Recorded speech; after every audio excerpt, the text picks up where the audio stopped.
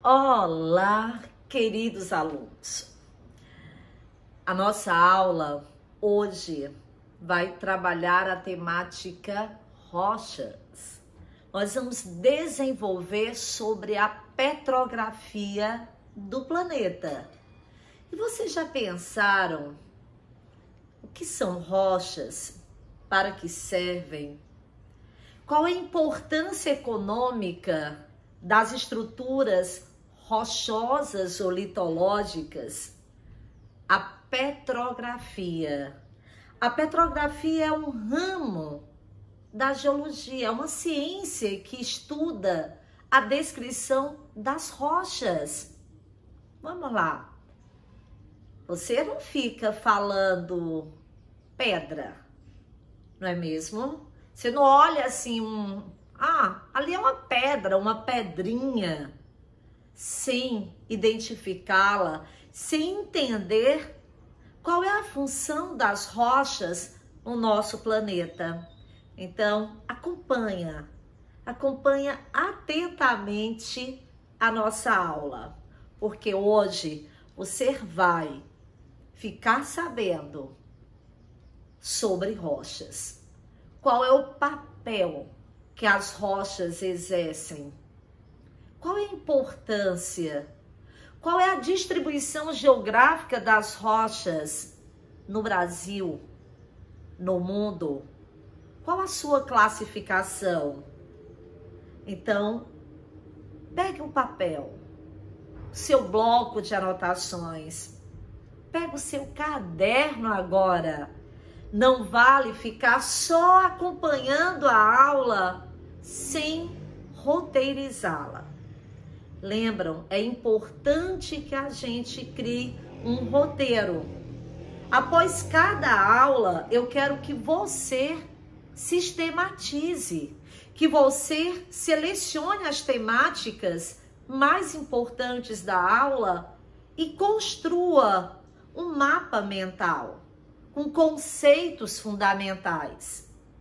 Então, a nossa aula é de uma temática importante para a economia, é uma temática importante para o desenvolvimento das estruturas da engenharia, das estruturas físicas. Então, vamos lá, vamos começar. Esse tempo todinho foi para que você pegasse o seu papel, seu bloco de anotações e a sua caneta. Vamos começar. Vamos lá. Petrografia. Petrografia, então, é a ciência que estuda as rochas, a distribuição, a classificação, a origem, a evolução, sim, porque nós vamos aprender que as rochas, elas apresentam um ciclo. Uma rocha transforma-se em outra. Olha que legal isso. Se olhava a rocha e dizia assim, poxa, ela é uma pedra, e achava que eternamente, não. As rochas, elas são cíclicas, elas se transformam. Uma rocha transforma-se em outra, isso de forma contínua. Então, a petrografia, a primeira coisa que você vai colocar, petrografia. A petrografia é a ciência que estuda a rocha, que estuda a gênese, a origem, que estuda a classificação, que estuda a composição das rochas. Porque rochas são agregados naturais de minerais. As rochas são constituídas por um ou muitos minerais. Então, a rocha é um agregado natural sólido de minerais, ok? Então, nós já vimos o conceito, já vimos que quando se fala assim, olha, é o mapa petrográfico ou mapa lítico, rocha, litologia. É uma outra palavra que eu quero que você coloque. Litologia ou petrografia são exatamente os campos que estudam as rochas do nosso planeta. E aqui eu tenho uma imagem no qual eu quero que você observe que a litosfera, que é um dos sistemas terrestres, né? Isso aqui nós temos a litos, a atmos, a bios e a hidrosfera. Esfera é camada. Então, quando eu falo litosfera, é exatamente a camada sólida. As rochas, o conjunto das rochas compõe a litosfera. A litosfera, ela pode ser continental, a crosta continental, e a litosfera ela pode ser oceânica, as terras submersas. Então, a litosfera, então, é exatamente a parte do nosso planeta, né? Isso, litos é a estrutura sólida. Então, quando eu falo assim, o conjunto das rochas compõe a litosfera. E a litosfera superior é chamada de crosta terrestre. Observe essa imagem. Essa parte aqui superior é a litosfera. Litosfera superior ou crosta terrestre. Percebeu o quanto que ela é fina? O quanto que a espessura é pequena? E essa litosfera superior, ela é fragmentada. Ela não é contínua. Ela é constituída por pedaços, por fragmentos de tamanhos os mais variados. Esses fragmentos litosféricos foram chamados, ou são chamados de placas. São as placas tectônicas. Então, a litosfera, ela é formada por fragmentos. A litosfera superior, eu estou dizendo que ela é dividida, ela é quebrada e que cada pedaço é denominado de uma placa tectônica, porque a tectônica é a arte de construção, é a arte de construir. Então, aqui eu tenho a litosfera, observe que ela está quebrada. Aqui eu tenho uma estrutura interna chamada astenosfera, um fluxo de magma rompeu a litosfera. Vejam que é um fluxo, uma pluma ascendente de magma que rompe a litosfera e ela forma um movimento divergente a partir desse rift, dessa fissura criada na crosta terrestre. Muito bem. Esta imagem é muito didática. Dá uma olhada. Aqui eu tenho a crosta continental. Observe que ela tem uma maior espessura, porém ela tem uma menor densidade. Ela é inversamente proporcional. E a crosta oceânica, que ela tem uma menor espessura, porém com maior densidade. É o oposto. Então, a crosta terrestre, ela é constituída por rochas magmáticas. Então, essa é a primeira coisa importantíssima. A crosta terrestre, ela é constituída lá na sua base por rochas magmáticas. Então, observe aqui que eu tenho a litosfera superior, a litosfera inferior, e aqui nessa estrutura nós chamamos de astenosfera. Lembram que eu coloquei nesta imagem que na astenosfera ocorrem fluxos de magma. São esses fluxos magmáticos que terminam com essa energia, esse berço de energia que se manifesta na superfície, provocando vários fenômenos, como aqui o vulcanismo. Muito bem. Qual a importância das rochas? Eu quero que você pense o seguinte: a partir desta aula, eu não quero mais que você fale pedra. Olha, uma pedrinha, sabe? Sem entender a importância. As rochas, elas contam histórias. As rochas nos contam histórias do planeta. São os arquivos naturais do nosso planeta. Através das rochas, nós vamos poder fazer uma retrospectiva de fenômenos que marcaram há milhões de anos, há bilhões de anos, o nosso planeta. Então, é um arquivo natural do planeta. As rochas, elas contam história, então é como se fossem a biblioteca da Terra. Através das rochas, lendo, interpretando cada rocha, nós vamos entender como o planeta estava há bilhões de anos. As rochas, repetindo, qual o conceito? Qual a definição de rochas? Anota aí, vamos lá, repetindo.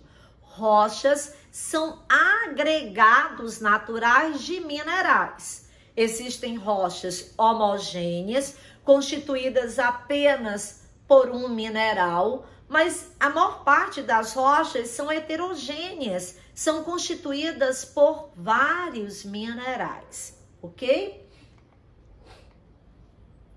E nessa imagem, eu tenho um ciclo petrográfico. Lembram que eu disse bem no início que uma rocha transforma-se em outra de forma contínua.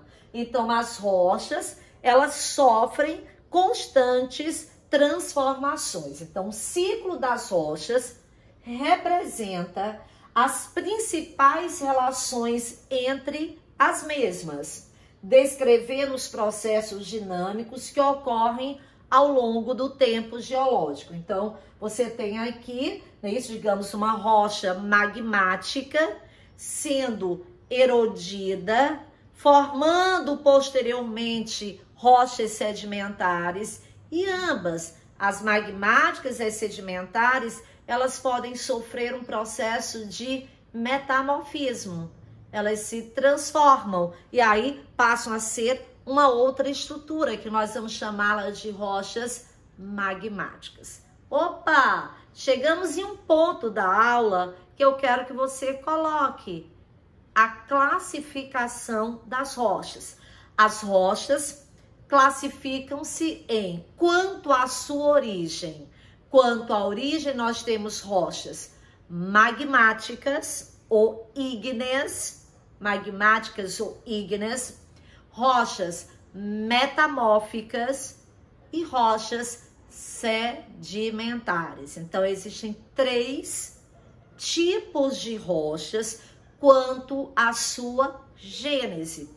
Diga comigo, quais são os tipos de rochas? Vamos lá? Primeiro tipo, magmáticas ou ígneas. Segundo tipo, rochas metamórficas.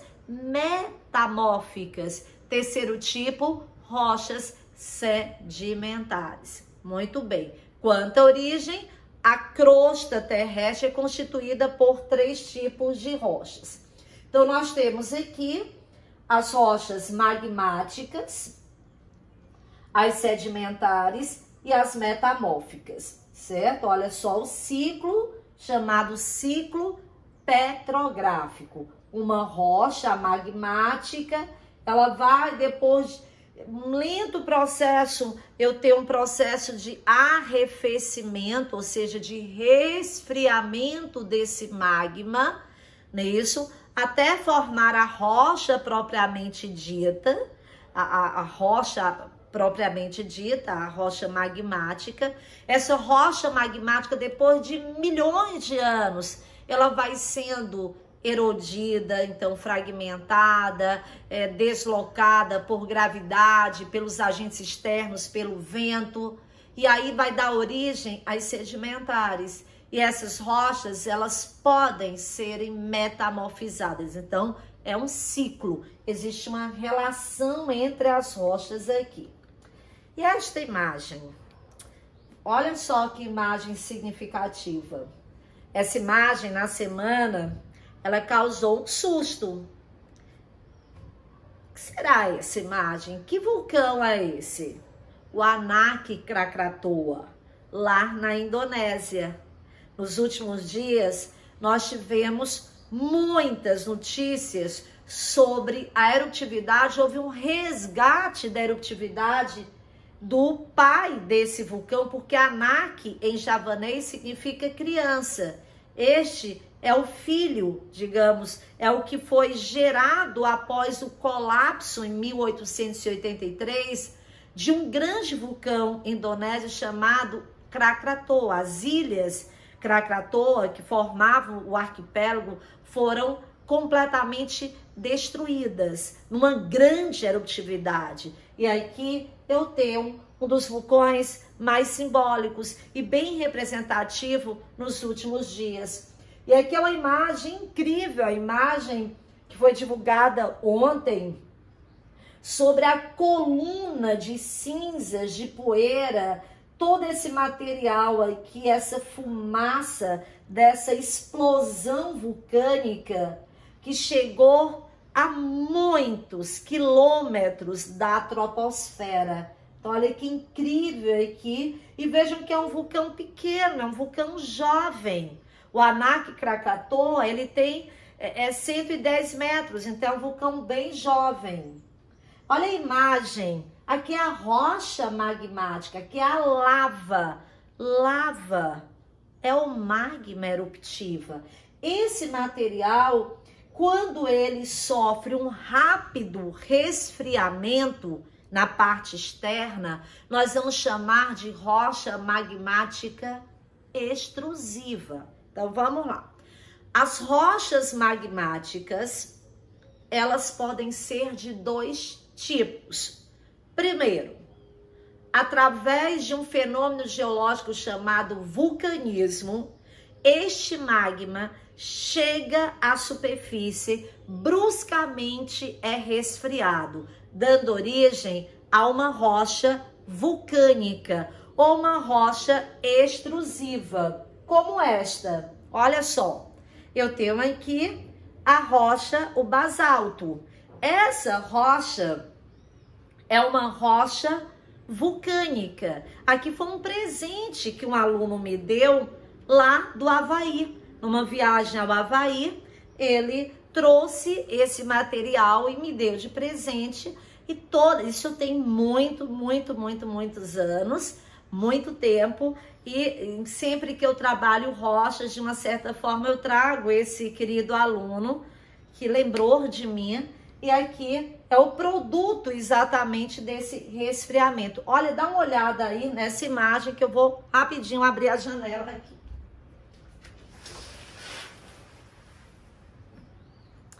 Voltei rápido, acho que tá ficando escuro e quis ficar mais iluminado aqui. Então, aqui a rocha magmática extrusiva, a rocha vulcânica, o basalto.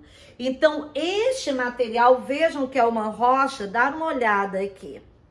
É uma rocha, ela é homogênea, ela não tem aqui, ela é uma textura fina, ela não tem uma textura grosseira, o basalto. Então, aqui eu tenho a lava, quando ela chega em contato com o ar ou com a água, bruscamente ela se consolida, dando origem a esta rocha, basalto. E o basalto, quando se decompõe quimicamente, forma um solo muito fértil. O solo que no Brasil comumente chamamos de terras roxas, que é um solo argiloso, que é um solo de coloração avermelhada. E agora eu quero que você acompanhe a Gênese. Vejam, aqui eu tenho a placa, a estrutura do planeta. Aqui eu tenho uma pluma, um manto, essa parte laranja aqui é o magma que está exatamente forçando a crosta oceânica. E vejam que ela vai dar origem ao vulcanismo submarino. E depois de um longo tempo, formará uma ilha. Aqui é a gênese, a evolução do arquipélago de Fernando de Noronha. Olha, Brasil possui rochas vulcânicas recentes. Noronha tem uma datação de 11 milhões de anos. Então aqui eu tenho uma evolução. Então, se te perguntarem sobre Fernando de Noronha, anota. Noronha, ela está sobre a dorsal mediana do Atlântico, que foi criada pelas correntes de convecção ascendentes e divergentes. Então, as ilhas oceânicas foram formadas, foram criadas pelo vulcanismo submarino. A crosta oceânica é uma crosta, olha, constituída por essa rocha. Qual o nome? Basalto. A rocha magmática vulcânica, uma rocha extrusiva. Então, todas as ilhas oceânicas, todas, são constituídas por estruturas rochosas como essa, o basalto. Muito bom. Então, aqui eu tenho uma imagem que mostra a classificação das rochas magmáticas. Vou guardar o meu basalto. Então, eu tenho, olha só, as rochas magmáticas intrusivas. Então, as intrusivas são aquelas no qual o arrefecimento, que é o resfriamento, é muito lento, porque ocorre em grandes profundidades do planeta. Então, como a rocha vai resfriando muito, muito lento, formam-se grandes cristais. É uma rocha com uma textura mais grosseira. É uma rocha no qual é perceptível os minerais que constituem, por exemplo, o granito. O granito é formado por quartzo, principalmente por mica, por feldespato. Então, eu tenho dois tipos de rochas magmáticas. Aquelas que foram resfriadas no interior do planeta, nós chamamos de magmáticas intrusivas ou plutônicas. Anota isso. O plutonismo, fenômeno do plutonismo, é exatamente esse fenômeno que permite a formação de uma rocha de textura grosseira, de uma rocha muito heterogênea, de uma rocha cristalina, de uma rocha super resistente. Está anotando? Então vejam que a base da crosta terrestre, ela é intrusiva. A base crustal é magmática plutônica ou intrusiva. Porém, existe um outro tipo de rocha. Quando o material magmático chega à superfície, como falávamos há pouco, dando exemplo do Anak Krakatoa, que nos últimos dias, né, isso ocupou um grande espaço na mídia, na sua erupção, nós vamos ter aqui um vulcanismo. Então, a rocha vulcânica é uma magmática extrusiva. O basalto, olha como até parece aqui a formação, coincidentemente, olha só, da nossa rocha. E esta daqui é exatamente um granito, é um tipo de granito. Existe uma diversidade, é um granito bruto, certo? Existe uma diversidade de granito, com composição mineralógica bem diferente, dependendo do nível de profundidade. A cor do granito também altera bastante. Então, vejam que eu tenho aqui os principais tipos de rochas magmáticas. Então, o gabbro, o diorito, o granito, o riólito, o andesito e o basalto. Então, esses são os principais tipos. Mas, Amália, eu só quero saber de dois. Quais os dois mais importantes tipos de rochas magmáticas? Então, anota. O granito, que é uma rocha primária, que é a rocha matriz, e o basalto, que é a rocha vulcânica mais importante. Aqui eu tenho a imagem, a rocha intrusiva ou plutonismo, formada a partir de um resfriamento lento, com cristais grandes, ela é macroscópica. E na parte externa, a rocha extrusiva ou vulcânica, resfriamento rápido e cristais pequenos. E no Brasil? E agora nós vamos falar de um ponto que é essencial. E para que serve? Qual a importância das rochas magmáticas, de ter uma estrutura magmática, por exemplo, granito? Dá uma olhada no mapa. Toda essa estrutura aqui, nessa cor mais escuro, o marrom mais claro aqui, representam terrenos cristalinos. Então, onde eu tenho granito, onde eu vou ter uma estrutura geológica mais antiga, certo? As rochas cristalinas. E se eu for fazer, por exemplo, aqui eu tenho um escudo brasileiro, o escudo das Guianas, no número 1, essa área toda é o escudo das Guianas. Aqui eu tenho o escudo do Brasil Central, o escudo atlântico. Então eu posso chamar que o Brasil tenha o escudo das Guianas e o escudo brasileiro, formado por essa região central aqui e essa região costeira. Aí nós vamos ter as rochas mais antigas. Opa, mas para que serve? Como nós aproveitamos esses terrenos? Esses terrenos que geralmente desenvolvem-se formas de relevos as mais variadas, planaltos, depressões. Nós vamos ter aí um grande aproveitamento no extrativismo mineral. Sabiam? Você sabia? Vou falar com você agora e eu vou te contar um segredo. Vou falar bem baixo.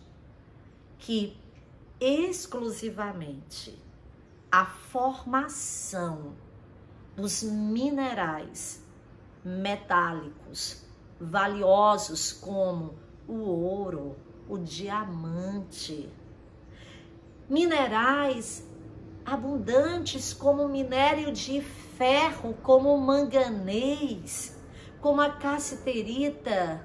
Esses minerais, eles são criados exclusivamente em terrenos cristalinos. Então, só poderei encontrá-los em estruturas geológicas mais antigas, porque vai estar lá, lembram? A crosta, o embasamento continental, ele é cristalino. Ele é constituído por essas rochas magmáticas. Aqui, olha, nessa região onde eu tenho o número 3, aqui em Minas Gerais, eu tenho uma área de grande importância para a indústria extrativista mineral. Nisso nós exploramos muito aí o minério de ferro, Minas Gerais, o ouro preto de Minas Gerais é o minério de ferro, além, claro, de ter outras reservas mineralógicas. Então aqui eu encontro uma grande diversidade de minerais. Aqui é a tabela exatamente por região dos principais recursos minerais do grande potencial mineralógico. Então, jazidas de minerais metálicos, eu só poderei encontrá-los formados, serem criados em terrenos cristalinos, em rochas magmáticas intrusivas. Eu peguei como exemplo o estado de Pernambuco. Olha, a maior parte do estado de Pernambuco, dessa cor aqui, laranja, toda essa área aqui, mais de 70% é formada exatamente por rochas magmáticas, por rochas bem antigas, magmáticas intrusivas, por rochas cristalinas. Aqui eu tenho o perfil topográfico de Pernambuco, excetuando esta área que é sedimentar, essa área aqui na cor amarela. Aqui também eu tenho uma estrutura sedimentar, poucas manchas sedimentares, há um predomínio de rochas que afloram na superfície de rochas bem antigas. Como exemplo, no interiorzão do Nordeste, do estado de Pernambuco, nós vamos ter feições de relevo como os Inselbergues. Nós vamos ter no litoral áreas mamelonizadas, como o Planalto da Borborema, que é uma abóbada, que é uma região, né, isso que cristalina, com marcas de tectonismo, de falhas geológicas recentes, de dobramento, é um dobramento antigo. Então, planaltos cristalinos. O exemplo que eu dei aqui no Nordeste, no Nordeste brasileiro, é exatamente o Planalto da Borborema. E um detalhe que eu quero que você aprenda é que o símbolo da rocha cristalina, da rocha magmática, é exatamente esse sinal, esse mais aqui, essa cruz. A base, veja, o embasamento cristalino tem exatamente esse sinal.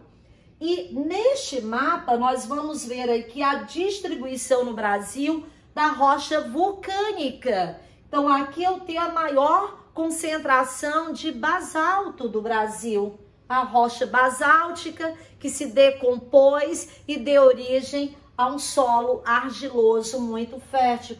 Mas nós vamos ter em várias outras áreas do Brasil, em todas as regiões geográficas, marcas de rochas vulcânicas, claro, de um vulcanismo pretérito.